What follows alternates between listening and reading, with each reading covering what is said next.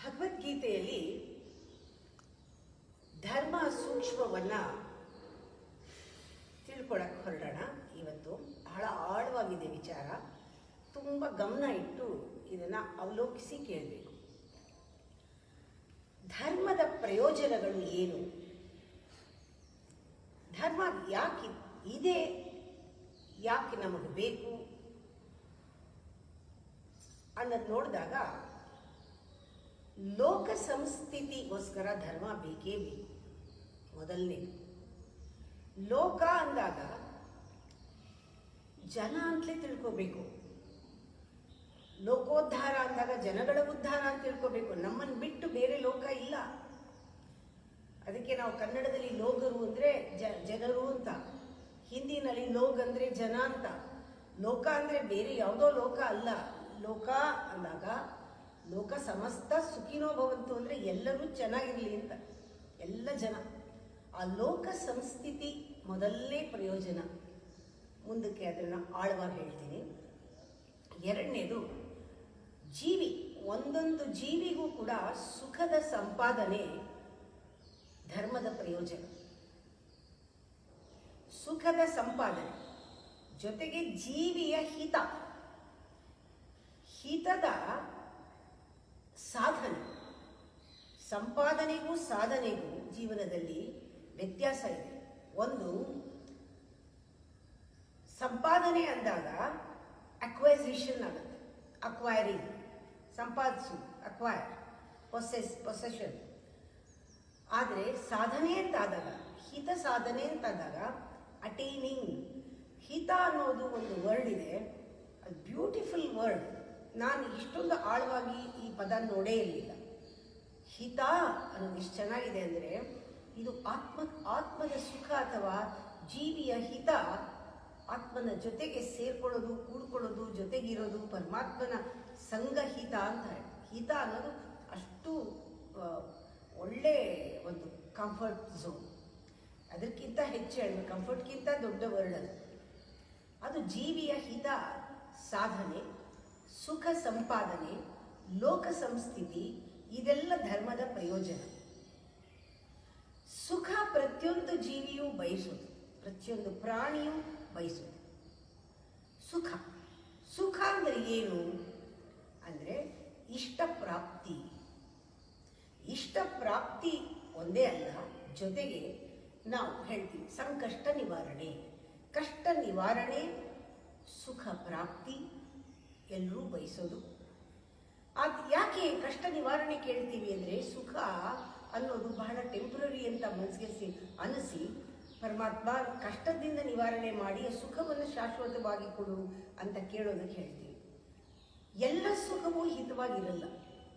ಕೆಲವು ಸುಖಗಳು ಹಿತಕ್ಕೆ ತಗೊಂಡೋಗುತ್ತೆ. The pleasure leads to bliss. Pleasure and happiness leads to ultimate bliss. ಆದರೆ ಕೆಲವು ಹಿತ ಕೊಡಲ್ಲ. ಹಿತ ಅನ್ನೋದಕ್ಕೆ ಬ್ಲಿಸ್ ಅಂತಲೂ ಆಗುತ್ತೆ, ಪರಮಾನಂದ ಅಂತ ಆಗುತ್ತೆ, ಪರಮ ಸುಖ ಅದು. ಅದರಿಂದ ಒಂದೊಂದು ಉದಾಹರಣೆ, ಚಿಕ್ಕ ಉದಾಹರಣೆ ನಮ್ಗೆ ಬೇಗ ಅರ್ಥ ಆಗುತ್ತೆ. ಬಾಯಲ್ಲಿ ಸ್ವೀಟ್ ಹಾಕೊಳ್ತೀರ, ಕರ್ಗೋದ್ ಬಾಯಿನಲ್ಲಿ ಮೈಸೂರು ಪಾಕ್, ಏನು ಹೇಳ್ತೀವಿ?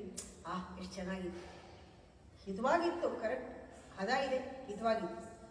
ಹಾಗೆ ಅಂತ ಆ ಸುಖನ ನಾವು ಹೆಚ್ಚು ಬಯಸ್ತಾ ಹೋದಾಗ ಅದು ಹೊಟ್ಟೆಗೆ ಒಳಗೆ ಹೋದ ಮೇಲೆ ವಿಷ, ದುಃಖಕರವಾಗುತ್ತೆ. ಎಷ್ಟೋ ಸುಖ ಅದಕ್ಕೆ ಮಿತಿ ಇಲ್ಲದೆ ಇದ್ದರೆ, ಅದು ಪರಿಮಿತಿ ಇಲ್ಲದೆ ಇದ್ದರೆ ಅದು ಹಿತ ಆಗಲ್ಲ, ಅದು ವಿಷ ಆಗುತ್ತೆ. ಇವಾಗ ಹಿತ ಮಾಡಿಕೊಳ್ಳಬೇಕಾದ್ರೆ ಸುಖದ ಅನ್ವೇಷಣೆ, ಸುಖದ ಆ ಒಂದು ಸಾಮಗ್ರಿ ಏನನ್ನು ನಾವು ಹುಡ್ಕೊಂಡು ಹೋಗ್ತಾ ಇದ್ದೀವೋ ಅಲ್ಲಿ ಪರಿಮಿತಿ ಬರಬೇಕು. ಸುಖ ಅನ್ನೋದಕ್ಕೆ ಒಂದು ಕ್ರಮ, ಒಂದು ನಿಯಮ, ಎರಡನ್ನೂ ಕೂಡ ನಾವು ಅದಕ್ಕೆ ಗೊತ್ತುಪಡಿಸ್ಕೊಂಡಾಗ ಹಿತವಾಗತ್ತೆ. ಅದು ಧರ್ಮ. ಯಾವುದು ಧರ್ಮ? ಸುಖವನ್ನು ಹಿತಕ್ಕೆ ನಾವು ಹಿತವಾಗಬೇಕು. ಆ ರೀತಿ ಒಂದು ಕ್ರಮವನ್ನು, ನಿಯಮವನ್ನು ನಮ್ಮ ಸುಖಕ್ಕೆ ನಾವೇ ಹಾಕ್ಕೊಳ್ಳೋದೇ ನಮ್ಮ ಧರ್ಮ. ಈಗ ನಿಜವಾದ ಹಿತ ಅಂದಾಗ ನಮಗೆ ಗೊತ್ತಾಯಿತು, ನಾವು ಭೋಗ ಭಾಗ್ಯಗಳನ್ನು ನಾವು ಅದನ್ನು ಸಂಪಾದಿಸೋಕ್ಕೆ ಹೋದಾಗ ಸದ್ಗತಿಯನ್ನು ಮುಂದೆ ಸಿಗುವ ಇಹದಲ್ಲಿ ಭೋಗಭಾಗ್ಯಗಳು ಮುಂದಿನ ಸದ್ಗತಿಗೆ ಅಡಚಣೆ ಆಗಬಾರ್ದು, ಕೆಡಬಾರ್ದು. ನಮ್ಮ ಸದ್ಗತಿ ಕೆಡಬಾರ್ದು ನಾವು ಬಯಸುವಂತಹ ಭೋಗಭಾಗ್ಯಗಳಿಂದ. ಇದು ಬಹಳ ಚೆನ್ನಾಗಿ ಹೋಗ್ಬೇಕು. ಈ ಹಿತದೃಷ್ಟಿಯಿಂದಲೇ ಈ ಹಿತವನ್ನು ಮನಸ್ಸಿನಲ್ಲಿ ಇಟ್ಕೊಂಡು ಹಿತದೃಷ್ಟಿಯಿಂದಲೇ ನಾವು ನಮ್ಮ ಸುಖವನ್ನು ಪರಿಮಿತಿಗೊಳಿಸ್ಕೋಬೇಕು, ಮಿತಗೊಳಿಸ್ಕೋಬೇಕು. ಹಿತದೃಷ್ಟಿಯಿಂದ ಮಾಡುವ ಆಚಾರ ವ್ಯವಹಾರಗಳು, ಕ್ರಮ ನಿಯಮಗಳು ಎಲ್ಲವೂ ಕೂಡ ಧರ್ಮದ ತಿರುಳಾಗತ್ತೆ. ಆ ಧರ್ಮ ಅನ್ನೋದೇನಿದೆ ಅದರ ಒಂದು ಆ ಧರ್ಮದ ಒಂದು ಲಕ್ಷಣ, ಧರ್ಮದ ನಿರೂಪಣೆ ನಮ್ಮ ಕರ್ಮ ಮತ್ತು ಕರ್ಮದ ಫಲದ ದೃಷ್ಟಿಯಿಂದ ಇರುತ್ತೆ. ಅದರಿಂದ ಆ ಧರ್ಮದ ಒಂದು ಸ್ವರೂಪದ ರಚನೆ ಸತ್ಯದಲ್ಲಿ ನಾವು ಸತ್ಯವನ್ನು ಪ್ರಯೋಗ ಮಾಡಿ ಅದನ್ನು ಆಚರಿಸಿದಾಗ ಸಿಗುತ್ತೆ. ಸತ್ಯ ಪ್ರಯೋಗದ ಆಚರಣೆ ಆಗುತ್ತೆ. ಯಾವುದು ಧರ್ಮ ಸ್ವರೂಪದ ಒಂದು ನಿರೂಪಣೆ, ಸತ್ಯದ ಪ್ರಯೋಗದ ಆಚರಣೆ ಆಗುತ್ತೆ. ಸತ್ಯ ಬೇಕೇ ಬೇಕು.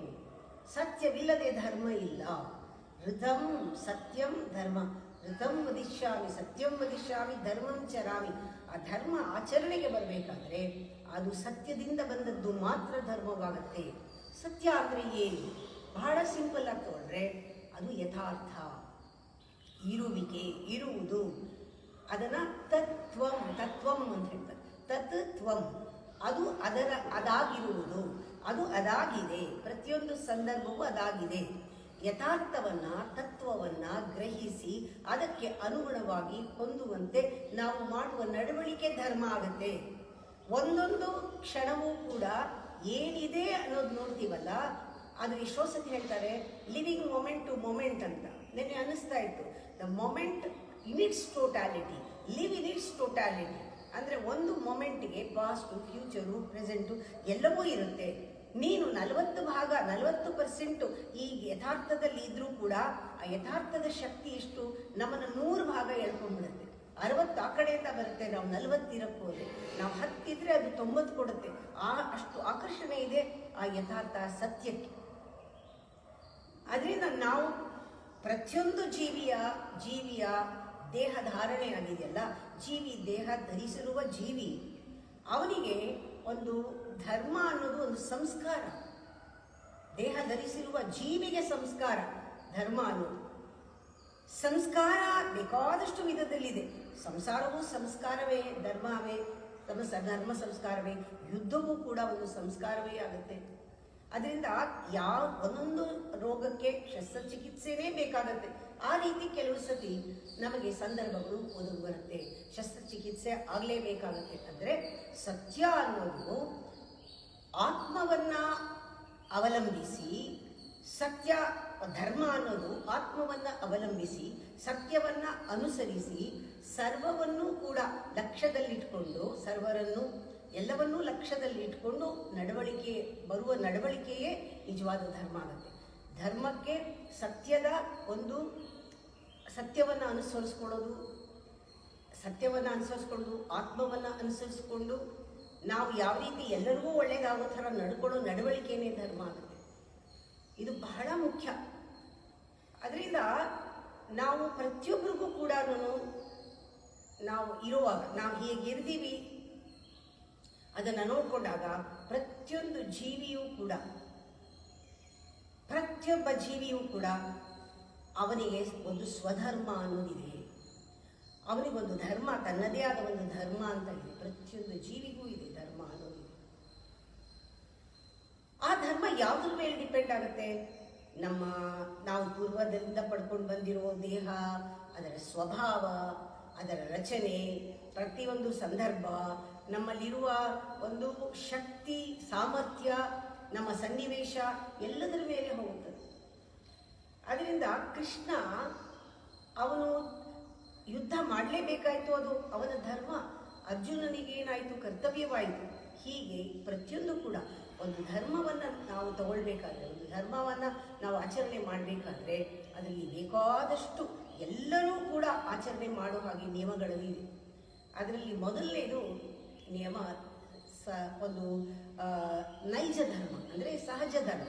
ಸಹಜ ಧರ್ಮದಲ್ಲಿ ನಿತ್ಯ ಧರ್ಮಗಳು, ಇದನ್ನು ಮನು ಕೂಡ ಹೇಳ್ತಾರೆ, ಇದು ಪ್ರತಿಯೊಬ್ಬ ಮನುಷ್ಯನೂ ಕೂಡ ಇದನ್ನ ಮಾಡಲೇಬೇಕು, ಈ ಗುಣ ಇರಲೇಬೇಕು, ಇದು ನೀತಿಶಾಸ್ತ್ರವಾಗ್ಬಿಟ್ಟಿದೆ, ಇದು ಎಲ್ಲರಿಗೂ ಇರಬೇಕು.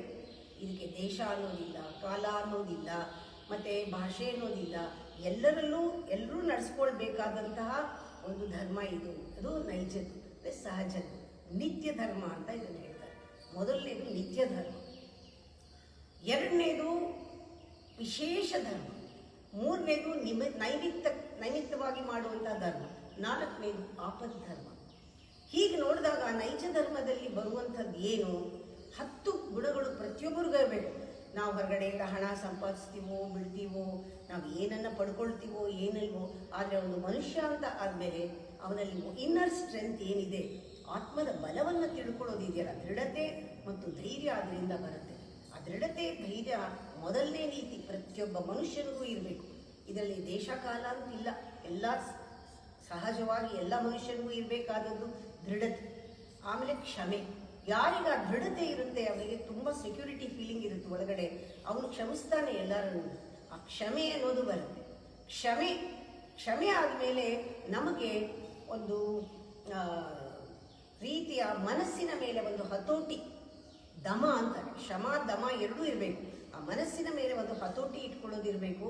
ಆ ಪರರ ವಸ್ತುವನ್ನು ಬಯಸದೇ ಇರೋ ಬುದ್ಧಿ, ಅದನ್ನು ಆಸ್ತೇಯ ಅಂತ ಹೇಳ್ತಾರೆ.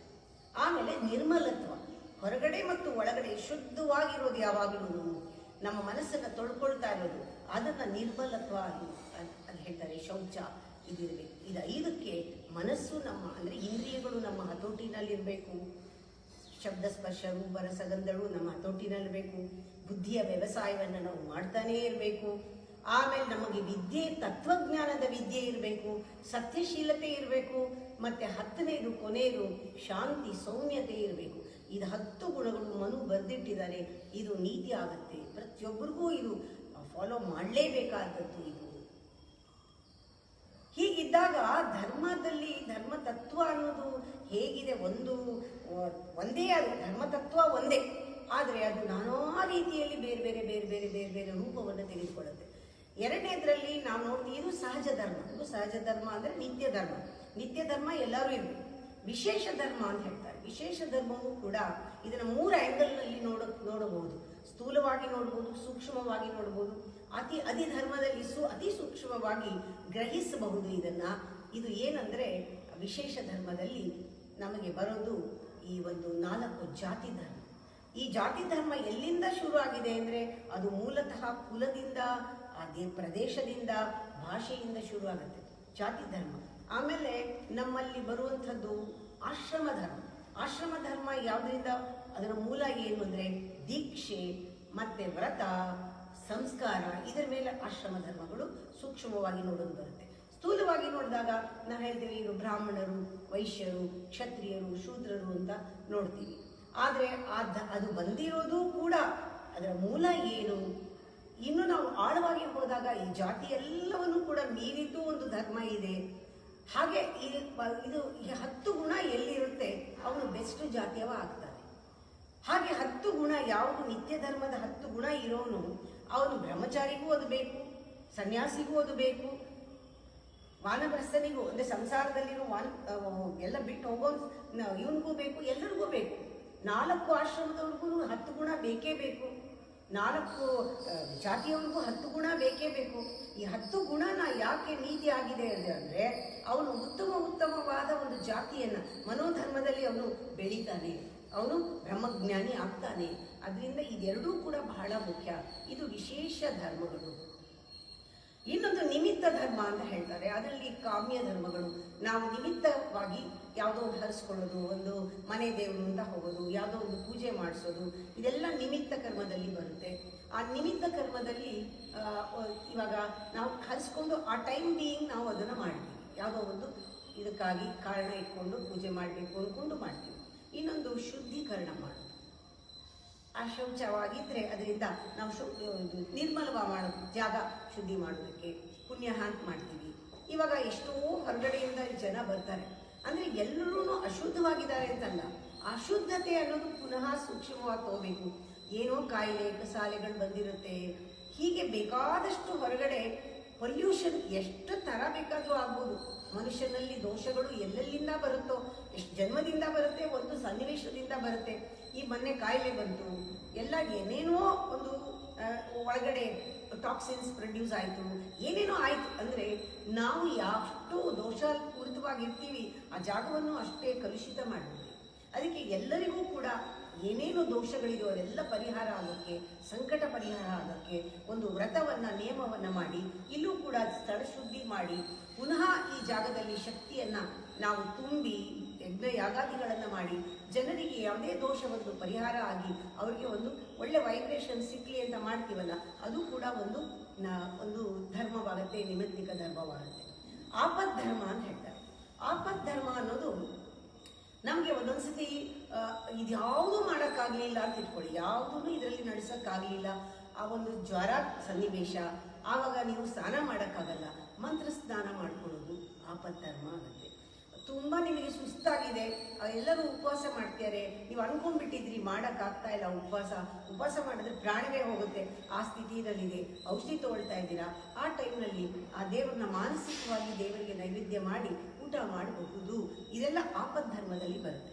ಆಪತ್ ಧರ್ಮದಲ್ಲಿ ಒಂದು ನಮ್ಮ ಕೈ ಮೀರಿದಾಗ ನಮ್ಗೇನು ಮಾಡೋಕ್ಕಾಗದೇ ಇದ್ದಾಗ ಕೆಲವು ನಮಗೆ ಅದು ಎಕ್ಸೆಪ್ಷನ್ ಅಂತ. ಆದರೆ ಏನಾಗೋಗಿದೆ ಅಂದರೆ, ಯಾರು ನಿತ್ಯ ಧರ್ಮವನ್ನು ಯಾರು ಪರಿಪಾಲನೆ ಮಾಡೋದಿಲ್ಲ, 10 ಗುಣ ಯಾರಲ್ಲಿ ಇಲ್ಲ, ಕಲ್ಟಿವೇಟ್ ಮಾಡ್ಕೊಂಡಿರೋದಿರಲಿಲ್ಲ, ದೃಢತೆ ಇಲ್ಲ, ಮನಸ್ಸಿನ ಮೇಲೆ ಒಂದು ಹತೋಟಿ ಇಲ್ಲ, ಆಸ್ಥೇಯ ಇಲ್ಲ, ಅಂದರೆ ಪರರ ಒಂದು ಒಡವೆ ಮೇಲೆ ಬಾಯಿಸೋದು, ಇದೆಲ್ಲ ಯಾರಿಗಿರುತ್ತೆ? ಇದು 10 ಗುಣ ಯಾರಿಗಿರಲ್ಲ, ನಿತ್ಯ ಧರ್ಮ ಯಾರು ಮಾಡ್ತಿರಲ್ಲ, ಅವ್ರಿಗೆಲ್ಲ ಆಪತ್ತು ಬಂದೇ ಬರುತ್ತೆ, ಅವ್ರಿಗೆಲ್ಲನೂ ಆಪತ್ ಧರ್ಮನೇ. ಅವ್ರೆಲ್ಲನೂ ಲಾಂಛನಗಳನ್ನು ಗುರುತನ್ನು ಹಿಡ್ಕೊಂಡು ಇನ್ನಿಕ್ಕಿದ್ದು ಮಾಡಲ್ಲ. ಆಪತ್ ಧರ್ಮ ಅಂದರೆ ಲಾಂಛನಗಳನ್ನಾದ್ರೂ ಬಿಡಬೇಡಿ ಅಂತ ಬರೆದಿದ್ದಾರೆ, ಈ ಗುರುತನ್ನಾದರೂ ಬಿಡಬೇಡಿ ಅಂತ. ಇವರು ಲಾಂಛನವನ್ನೇ ಸರ್ವಸ್ವ ಮಾಡಿಕೊಂಡು ಬರೀ ದೇವಸ್ಥಾನಕ್ಕೆ ಹೋಗೋದೇ ಒಂದು ಕರ್ಮ, ಅಥವಾ ಆ ವೇಷ ಹಾಕೊಳ್ಳೋದೇ ಒಂದು ಕರ್ಮ, ಅಥವಾ ಒಂದು ರೀತಿ ಲಾಂಛನಗಳನ್ನು ಶಾಸ್ತ್ರಕ್ಕೆ ಇದು ಮಾಡಲಿ, ಶಾಸ್ತ್ರಕ್ಕೆ ಅದು ಮಾಡಿಬಿಡಿ ಅಂತ ಎಲ್ಲ ಆಪತ್ ಧರ್ಮನೇ ಮಾಡ್ಕೊಂಡ್ಬಿಟ್ಟಿದ್ದೀವಿ. ಇದು ತಪ್ಪು, ಈ ರೀತಿ ಮಾಡ್ಕೊಳ್ಳೋ ತಪ್ಪು. ಅದನ್ನು ನಾವು 10 ಗುಣ ಇರೋರು ಯಾವುದನ್ನು ಕೂಡ ಸಲೀಸಾಗಿ ಆಪತ್ ಧರ್ಮ ಅಂತ ತಗೊಳ್ಳಲ್ಲ, ಇದು ನಮ್ಮ ಧರ್ಮ, ಸ್ವಧರ್ಮ ಅಂತಲೇ ತಗೊಳ್ತಾರೆ. ಈ ರೀತಿ ನಾವು ನೋಡಬೇಕು. ಈ 4 ಮುಗಿದ ಮೇಲೆ ಸ್ವಧರ್ಮಕ್ಕೆ ಬರೋಣ. ಇಲ್ಲಿ ನಾವು ತಿಳ್ಕೊಳ್ಬೇಕಾಗಿರೋದು ಎಲ್ಲರಿಗೂ ಅನ್ವಯ ಆಗುತ್ತೆ.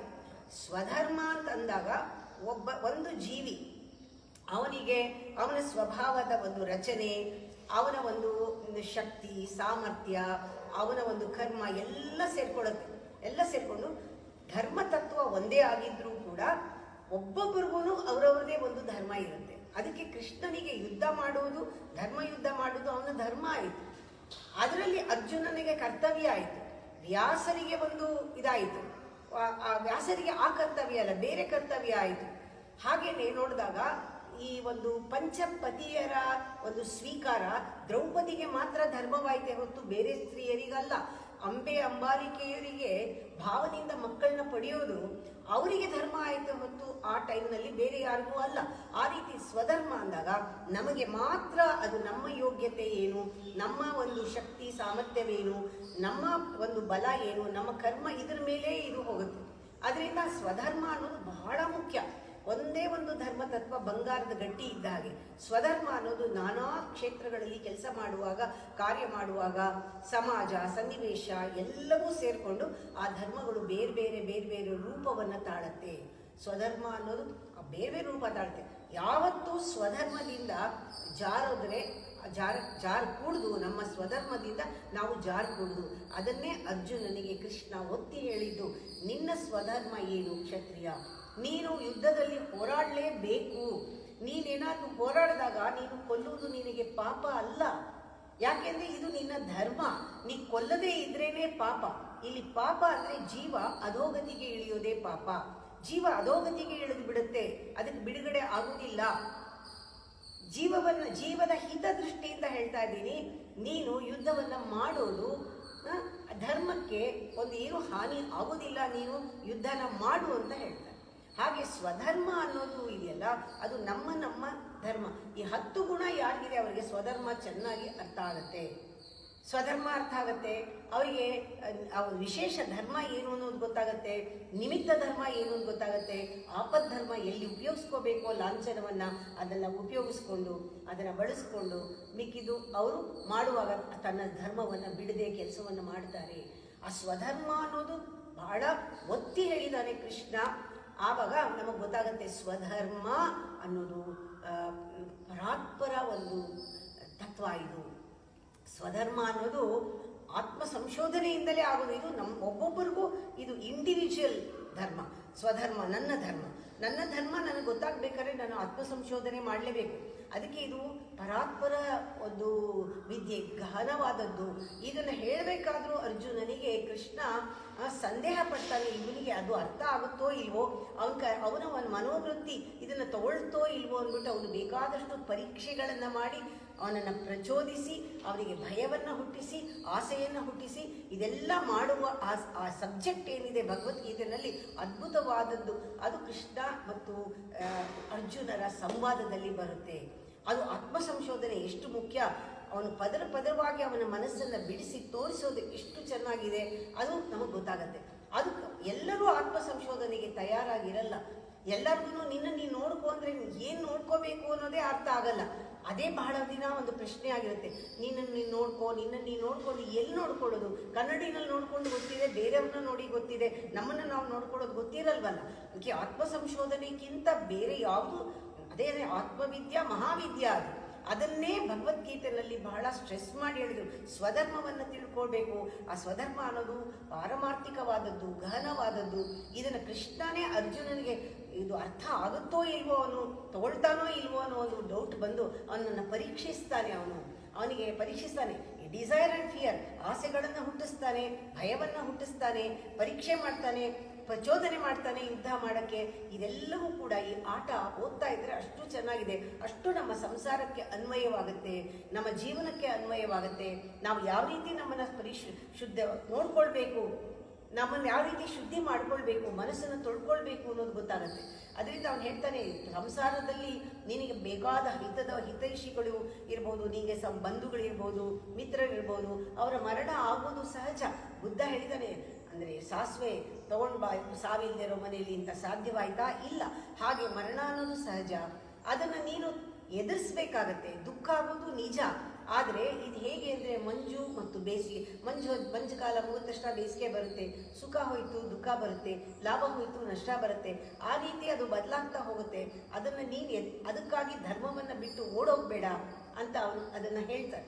ಆ ರೀತಿ ಆಮೇಲೆ ಇನ್ನು ನಿನಗೆ ಯುದ್ಧ ಬಂದಿರೋದು ನೋಡ್ಕೊಳ್ಳಿ. ನಿಮ್ಮ ಜೀವನದಲ್ಲಿ ಎಷ್ಟೋ ನಿಮ್ಗೆ ಇಷ್ಟ ಇಲ್ಲ, ಎದುರಿಚ್ಛೆ ಅಂತ ಹೇಳ್ತಾರೆ. ಅವರು ಬೇರೆಯವರು ನಿಮ್ಮ ಮೇಲೆ ಅಪವಾದ ಮಾಡಿದ್ದಾರೆ, ನೀವೇನೂ ತಪ್ಪು ಮಾಡಿಲ್ಲ. ಬೇರೆಯವರು ನಿಮ್ಮ ಮೇಲೆ ಕಾಲು ಕೇಳ್ಕೊಂಡು ಜಗಳಕ್ಕೆ ಬರ್ತಾರೆ, ನೀವೇನೂ ಮಾಡಿಲ್ಲ. ಅಥವಾ ಬೇರೆಯವರು ನಿಮ್ಮ ಮೇಲೆ ಕೋರ್ಟ್ ಕೇಸ್ ಹಾಕ್ತಾರೆ, ನೀವೇನೂ ಮಾಡಿಲ್ಲ. ಸತ್ಯವಾಗಿ ನೀವೇನೂ ಮಾಡಿಲ್ಲ. ಆದರೂ ಕೂಡ ಅವ್ರು ಹೇಳ್ತಾನೆ, ಯುದ್ಧ ಅನ್ನೋದು ಅದು ಎದುರಿಚ್ಛೆಯಿಂದ ಬಂದಿದೆ, ನೀನು ಅಪೇಕ್ಷೆ ಪಟ್ಟಿಲ್ಲ, ನೀನು ಬಯಸ್ಕೊಂಡು ಹೋಗಿಲ್ಲ, ಅದಕ್ಕೆ ನೀನು ಪಾಪ ಇಲ್ಲ. ಯಾವಾಗ ನಾವೇನೇ ಕಾಲು ಕೆರ್ಕೊಂಡು ಯಾವಾಗ ಹೋಗಲ್ಲ, ಎಲ್ಲರೂ ನಮ್ಮ ಮೇಲೆ ಬೀಳ್ತಾರೆ, ಅದು ಪಾಪ ಆಗುವುದಿಲ್ಲ. ನೀನು ಇದು ಎದುರಿಚ್ಛೆಯಿಂದ ಬಂದಿದ್ದಲ್ಲ, ನೀನು ಇಷ್ಟಪಟ್ಟಿಲ್ಲ ಯುದ್ಧಕ್ಕೆ, ಅದು ಆಗಿರೋದು, ಅದು ಸಂದರ್ಭ ಬಂದಿದೆ, ಧರ್ಮ ಸಾಧನೆಗೆ ಈ ಯುದ್ಧ ನಡೀತಾ ಇದೆ ಅಂತ ಕೃಷ್ಣ ಅವನಿಗೆ ಹೇಳ್ತಾನೆ. ಹೀಗೆ ನೀನೇನಾದರೂ ಯುದ್ಧ ಮಾಡದೇ ಇದ್ದರೆ ಅದು ಪಾಪ. ಯುದ್ಧ ಮಾಡೋದು ಪಾಪ ಅಲ್ಲ. ನೀನು ಕ್ಷತ್ರಿಯ, ಯುದ್ಧ ಮಾಡಬೇಕು. ಯುದ್ಧ ಮಾಡದೇ ಇರೋದು ನಿನಗೆ ಪಾಪ ಆಗುತ್ತೆ. ಎಲ್ಲರೂ ನಿನಗೆ ಅಪಕೀರ್ತಿಯನ್ನು ತರ್ತಾರೆ. ನೀನು ಹೋಗಬೇಕು, ಹೋರು ಅಂತಾರೆ, ಹೊಡೆದಾಡಬೇಕು, ಹೋರಾಡಬೇಕು. ನೀನು ಸತ್ಯ ಇದ್ದರೆ, ಅಲ್ಲಿ ಸತ್ಯ ಇದ್ದರೆ ನಿನಗೆ ಎರಡೂ ಲಾಭ. ಒಂದು ಜಯವಾಗತ್ತೆ, ಅಂದರೆ ನಿನಗೆ ಜಯ ಆಗದೇ ಇದ್ದರೆ ನೀನು ಸತ್ತರೆ ಸ್ವರ್ಗಕ್ಕೆ ಹೋಗ್ತೀಯ, ಉಳಿದ್ರೆ ನಿಂಗೆ ರಾಜ್ಯ ಸಿಗುತ್ತೆ. ಎರಡೂ ಲಾಭ ಇದೆ ನಿನಗೆ ಅಂತ ಹೇಳ್ತಾರೆ. ಹಾಗೆ ನಿನಗೆ ಸತ್ಯದಲ್ಲಿ ಇದ್ದಾಗ ನೀನು ಅಲ್ಲಿ ಫೇಲ್ಯೂರ್ ಆದರೂ ಕೂಡ ನೀನು ಸ್ವರ್ಗಕ್ಕೆ ಹೋಗ್ತೀಯ ಬಿಡು. ನೀನು ಎಲ್ಲೂ ಅಸತ್ಯವಾಗಿ ನಡ್ಕೊಂಡಿಲ್ಲ. ಅಕಸ್ಮಾತ್ ನೀನು ಗೆದ್ದರೆ ನಿನಗೆ ರಾಜ್ಯ ಸಿಕ್ತು, ನಿನಗೆ ಲಾಭ ಆಯಿತು. ಎರಡೂ ಲಾಭ ಇರುತ್ತೆ ಸತ್ಯವಾಗಿದ್ದರೆ. ಅದರಿಂದ ನೀನು ಹೋರಾಡಬೇಕು ಅಂತ ಅವನು ಪ್ರಚೋದಿಸ್ತಾನೆ. ಹೀಗೆ ಮಾಡುವಾಗ ಪ್ರಚೋದನೆ ಮಾಡೋದು ಒಂದು, ಆ ಪ್ರಾಸೆಸ್ ಇದೆಯಲ್ಲ ಅದರಲ್ಲಿ ನಾಳೆಯಿಂದ ಬಿಡಿಸಿ ಬಿಡಿಸಿ ಹೇಳ್ತೀನಿ. ಆ ಪ್ರಾಸೆಸ್ಸು, ಆ ಸಂಭಾಷಣೆಯಲ್ಲಿ ಅವನ ಮನಸ್ಸನ್ನು ಯಾವ ರೀತಿ ಪರಿವರ್ತನೆ ಮಾಡ್ದ, ಅವನ ಆಸೆಗಳು, ಭಯ ಎಲ್ಲವನ್ನು ಕ್ರಿಯೇಟ್ ಮಾಡಿ ಆ ಪದರಗಳನ್ನು ಯಾವ ರೀತಿ ಮಾಯಾ ಪದರವನ್ನು ಬಿಡಿಸಿ ಅವನಿಗೆ ಸತ್ಯವನ್ನು ತೋರಿಸ್ದ ಅನ್ನೋದು. ಇದಕ್ಕೆ ಕಠೋಪನಿಷತ್ನಲ್ಲಿ ಒಂದು ಸಣ್ಣ ಉದಾಹರಣೆ ಕೊಡ್ತೀನಿ. ಕಠೋಪನಿಷತ್ನಲ್ಲಿ ಯಮ ಮತ್ತು ನಚಿಕೇತನ ಸಂವಾದವನ್ನು ನಾವು ತೆಗೆದುಕೊಂಡ್ರೆ, ನಚಿಕೇತ ಆತ್ಮದ ಒಂದು ವಿಚಾರವನ್ನು ಕೇಳ್ತಾನೆ. ನನಗೆ ನನ್ನ ಆತ್ಮದ ಜ್ಞಾನ ಕೊಡು ಅಂತ ಕೇಳ್ತಾನೆ. ಆಗ ಯಮ ಅವನ್ನ ಪರೀಕ್ಷೆ ಮಾಡಿದ್ದು ಇದೇ ಥರನೇ, ಕೃಷ್ಣ ಪರೀಕ್ಷೆ ಮಾಡ್ದಂಗೆ. ಅಂದರೆ ಆತ್ಮಕ್ಕಿಂತ ಬಹಳ ಕೀಳುಮಟ್ಟದ ವರಗಳನ್ನು ಕೇಳ್ತಾನೆ. ನಿಂಗೆ ಇದು ಬೇಕಾದರೆ ಕೊಡ್ತೀನಿ, ಬಿಟ್ಬಿಡು ಅದನ್ನು, ನಿನಗೆ 5 ಜನ ಮಡದಿಯರನ್ನ ಕೊಡ್ತೀನಿ, ಮದುವೆ ಮಾಡ್ಕೊಂಡು ಖುಷಿಯಾಗಿರು, ನಿಂಗೆ ಅದು ಕೊಡ್ತೀನಿ, ಇದು ಕೊಡ್ತೀನಿ, ರಾಜ್ಯ ಕೊಡ್ತೀನಿ, ನಿಂಗೆ ಭೋಗ್ಯ ಭಾಗ್ಯಗಳನ್ನ ಕೊಡ್ತೀನಿ, ಅಷ್ಟು ಐಶ್ವರ್ಯ ಕೊಡ್ತೀನಿ ಎಲ್ಲ. ಆದರೂ ಏನೂ ಬೇಡ, ನನಗೆ ಬೇಕು. ಅಂದರೆ ಸಾಮಾನ್ಯವಾದ ಮನುಷ್ಯನಿಗೆ ಏನು ಅನಿಸುತ್ತೆ ನೋಡು, ನಿನಗೆ ಆರೋಗ್ಯ ಬೇಕಾ, ನಿನಗೆ ಒಳ್ಳೆ ಒಂದು ರಾಜಕೀಯದಲ್ಲಿ ಒಂದು ಪದವಿ ಬೇಕಾ ಅಂತ ಕೇಳಿದ್ರೆ, ಆರೋಗ್ಯ ನನ್ನ ಡಾಕ್ಟರ್ ನೋಡ್ಕೊಳ್ತಾರೆ, ನಂಗೆ ಪದವಿ ಬೇಕು ಅಂತಲೇ ಜನ ಕೇಳ್ತಾರೆ. ಸಾಮಾನ್ಯ ಜನ ಯಾವ ರೀತಿ ಕೇಳೋದು, ಅದಿರಲಿ ನೋಡ್ಕೊಳ್ಳೋಣ, ಆರೋಗ್ಯ ನನಗೆ ಇದು ಸಿಕ್ಕಬೇಕು ಮೊದಲು, ಆಮೇಲೆ ಅದು ನೋಡ್ಕೋತೀನಿ. ಮೊದಲು ನನಗೆ ದುಡ್ಡು ಸಿಕ್ಬಿಡ್ಬೇಕು, ಮನೆ ಸಿಕ್ಬಿಡ್ಬೇಕು, ಒಳ್ಳೆ ಹೆಂಡತಿ ಸಿಕ್ಬಿಡ್ಬೇಕು, ಆಮೇಲೆ ನೋಡ್ಕೊಳ್ತೀನಿ ನಾನು. ಆಮೇಲೆ ನೀನು ನೋಡ್ಕೋತೀಯ. ಇವಾಗ ನಿನಗೆ ಇದು ಬೇಕಾ, ಅದು ಬೇಕಾ, ನೀನು ಆರೋಗ್ಯವಾಗಿರ್ಬೇಕಾ, ಇದು ಬೇಕಾ, ನಿನಗೆ ಆತ್ಮಜ್ಞಾನ ಬೇಕಾ, ಇದು ಯಾರು ಆತ್ಮಜ್ಞಾನ ಕೇಳ್ತಾರೆ? ಬೇಡ, ನನಗೆ ದುಡ್ಡೇ ಕೊಡು. ನೀನು ಆರೋಗ್ಯ ಬೇಕಾ, ನಿನಗೆ ಐಶ್ವರ್ಯ ಬೇಕಾ, ನೆಮ್ಮದಿ ಬೇಕಾ, ಅಂಥ ಒಂದು ಐಶ್ವರ್ಯ ನಿನಗೆ ಬೇಕಾ, ಇಲ್ಲ ಒಂದು ಲಾಟ್ರಿ ಟಿಕೆಟಲ್ಲಿ ಗೆದ್ಮೇಲೆ 1 ಕೋಟಿ ದುಡ್ಡು ಬೇಕು, ಇಲ್ಲ ಅದು ಆಮೇಲೆ ನಂಗೆ ಕೋಟಿ ದುಡ್ಡು ಬೇಕು. ಹೀಗೆ ಅದನ್ನು ಪರೀಕ್ಷೆ. ಅವ್ನು ಯಾವುದೂ ಆತ್ಮಕ್ಕಿಂತ ಕೀಳುಮಟ್ಟದ್ದೇನೆ ಪ್ರಶ್ನೆ ಕೇಳ್ತಾನೆ. ಅಂದರೆ ಪ್ರಪಂಚದಲ್ಲಿ ಎಲ್ಲವೂ ಆತ್ಮಕ್ಕಿಂತ ಕೀಳೇನೇನೆ. ಆ ಪ್ರಶ್ನೆಗಳು ಕೇಳಿದಾಗ ಸಹಜವಾಗಿ ಧರ್ಮ ಗೊತ್ತಿಲ್ಲದೆ ಇರೋನು, ಸ್ವಧರ್ಮಕ್ಕೆ ಗೊತ್ತಿಲ್ಲದೆ ಇರೋನು, ಯಾವುದೋ ಅಜ್ಞಾನದಲ್ಲಿರೋನು ಕೇಳೋದೇ ಬೇರೆದನ್ನು.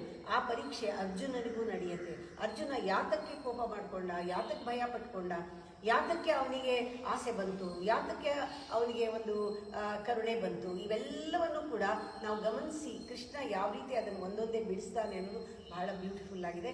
ನಾಳೆ ನಾನು ಮುಂದುವರಿಸ್ತೀನಿ.